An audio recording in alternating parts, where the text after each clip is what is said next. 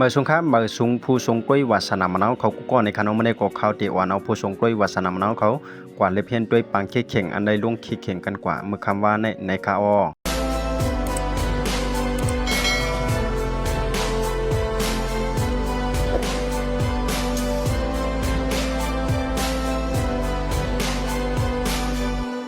เมื่อคำว่าในก็มีปังเข่งหิมเทนก็สู้ FA คัพในคานอก็เป็นขั้นตอนซิมิไฟเนียอำนั้นก็ขั้นตอน4จุ่มในคานอก็เป็นจุ่มแมนเชสเตอร์ซิตี้เนี่ยกันตั้งนอตเทนแฮมฟอร์เรสต์กูในก็เลยเข่งกันกว่าที่ว่างกลางมันจะหนังว่างเวมเปเล่ในคานอยก็เป็นไพ่แมนเชสเตอร์ซิตี้ที่เอาเป็นนอตเทนแฮมฟอร์เรสต์กว่า2-0และผู้สร้างโกในป่วยในก็เป็นดิโก้ลูวิสและตั้งโจสโคกวาดิโอในคานอที่สร้างกับคน1ลูกเสียจอยป้ามันซิตี้นั้นเข้ากว่าถึงในขั้นตอนไฟในเฮียมกันก็สู้ในคาอจุ่มมันเข้ามาถึงขั้นตอนไฟในเฮียมกันก็สู้นั้นก็เป็นจุ่มคริสเตเปเล่ได้ตั้งแมนเชสเตอร์ซิตี้ในคานอในก็ตีเข่งกันกว่าในเดือนเมษวันที่17ข่าวยามเก่ามองเมืองไทยในคาอ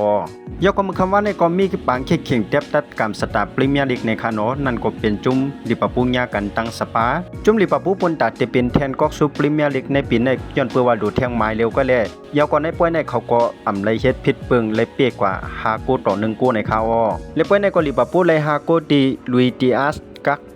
แม็กอลิสตาและยากโมซาลาและแทงลูกนึงนั่นก็เป็นผู้เล่นไปสปาติมิซึวาอูดองกี้ในคานอตีสร้างเก่าโกตูเก่าเขินไผสปานั่นก็มาสร้างเลย1 โกผู้เล่นติมิซึวาซูลองกี้ในคานอยปังขี้เข่งกะก็เป็นลิเวอร์พูลปีกะ5 โกต่อ 1 โกในคาอแต่เลยว่าแทนก็ซูพรีเมียร์ลีกในปี2024ปี2025ในก็ตกเป็นของลิเวอร์พูลกว่าเย้าในคานอจุ่มลิเวอร์พูลเขาเลยแทนก็ซูพรีเมียร์ลีกในปีในก็เลยว่าเป็นโปรแกรมที่20เนื้อนาซึกปืนลิเวอร์พูลเป็นอันยามได้นำโดย4ปืนเลเต้ากันตั้งจุ่มแมนเชสเตอร์ยูไนเต็ดกว่าเย้าในคาอในปังยืนมอบก๊อกซูในก็ไผ่พรีเมียร์ลีกเขาตียืนมอบปันกว่าในวังลิเวอร์พูลอันตีญากันตั้งคริสเตเปเลตป่วยแจนกำเนิดสุดนั้นในคาอ